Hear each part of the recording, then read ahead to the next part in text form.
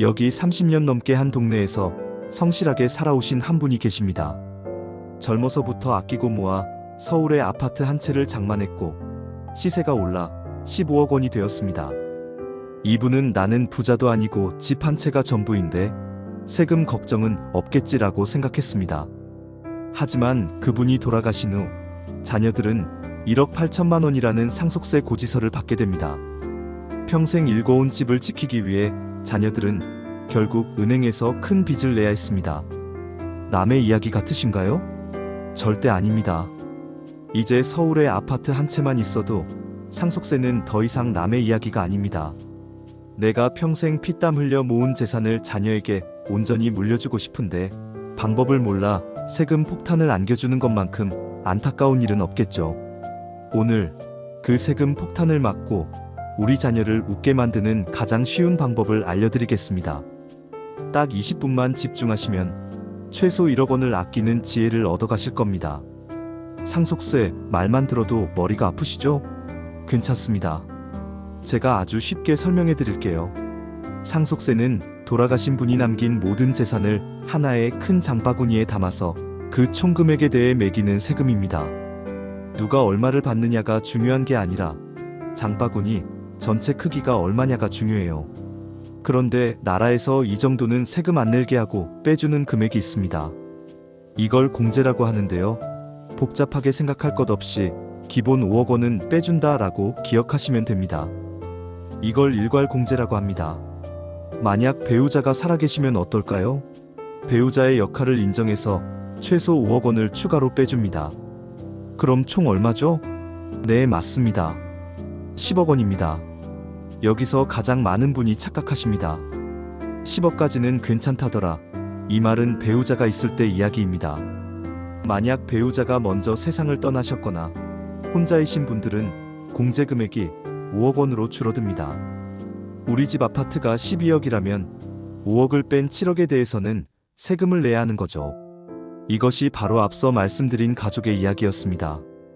이제 감이 좀 오시죠? 그럼 이 세금을 어떻게 줄일 수 있을까요? 정답은 의외로 간단합니다. 돌아가실 때 한꺼번에 큰 재산을 물려주는 게 아니라 살아있을 때 미리미리 조금씩 나눠주는 겁니다. 이걸 바로 증여라고 합니다. 증여의 핵심은 딱 하나, 10년의 법칙입니다.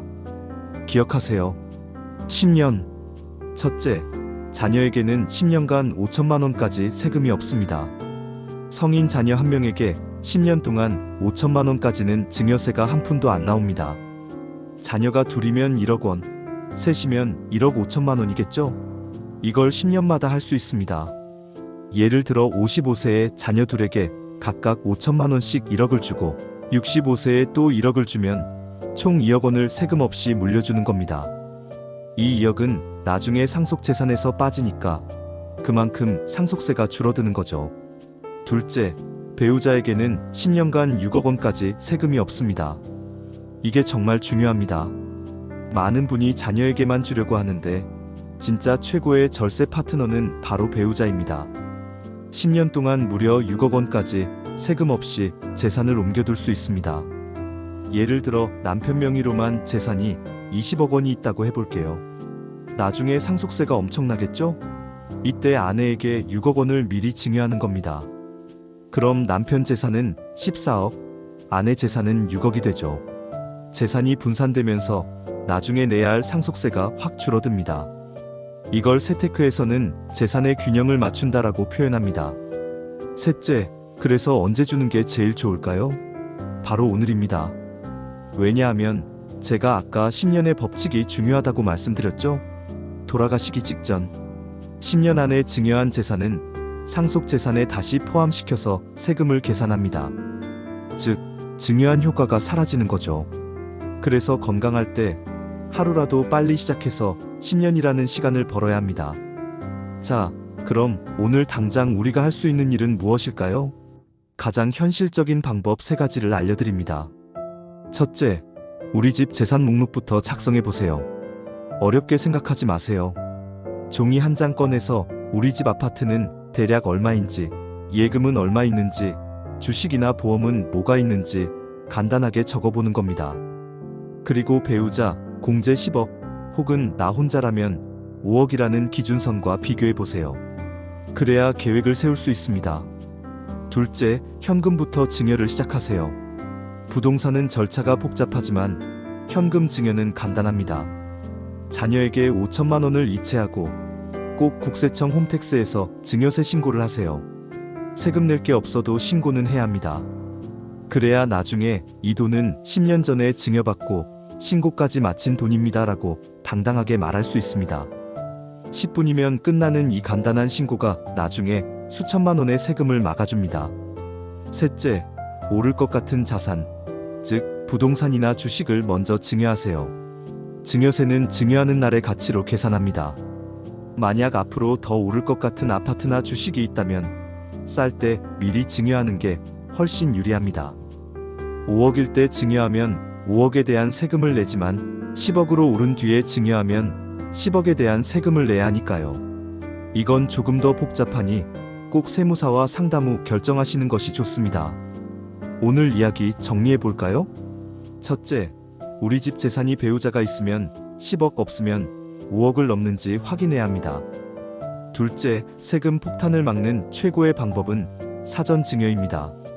자녀에게는 10년간 5천만 원, 배우자에게는 6억 원까지 가능합니다.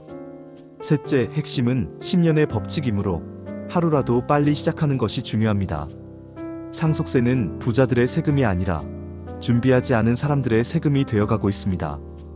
평생 일군 소중한 재산, 세금으로 사라지게 두지 마세요. 오늘 내용을 보고 좋은 공부했다 하고 넘기시면 아무것도 바뀌지 않습니다.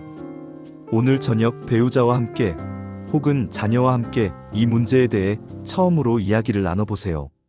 우리도 이제 준비를 시작해야겠다. 그 말 한마디가 모든 변화의 시작입니다. 자녀에게 물려줄 최고의 재산은 돈이나 집이 아니라 미래를 대비하는 부모의 지혜입니다. 오늘 내용이 도움이 되셨다면 구독과 좋아요, 그리고 소중한 분들께 이 내용을 꼭 공유해주세요. 여러분의 가정이 더 평안하고 튼튼해지기를 응원하겠습니다. 감사합니다.